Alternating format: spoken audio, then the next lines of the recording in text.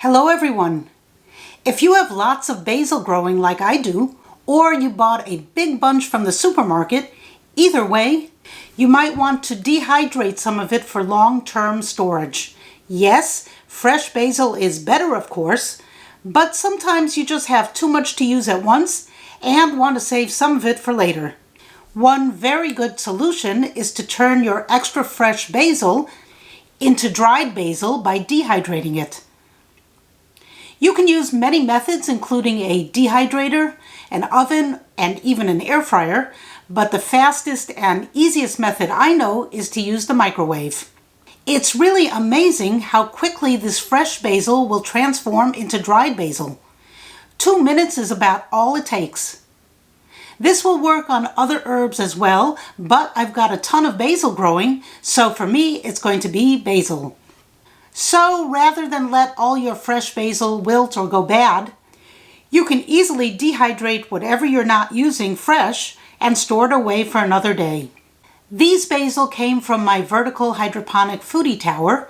I have 5 different varieties of basil growing here. This is the Genovese variety, and after I washed a bunch, I laid them out on a paper towel to dry for about an hour.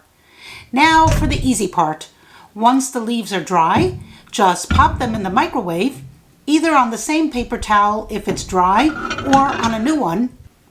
Just pop it in for a minute to start. It helps to place a paper towel under the fresh basil so that it absorbs the moisture as it is being microwaved.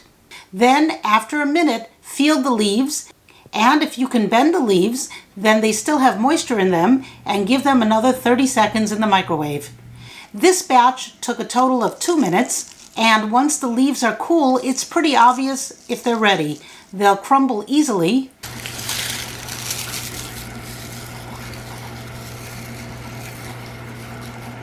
And there you go, dried basil leaves. You can leave them as dehydrated bits and pieces as I do, or you can pulverize this into a green basil powder using a blender or a mortar and pestle. Either way, I like to store it in a glass jar with my other spices and then sprinkle it on anything I want, whenever I want.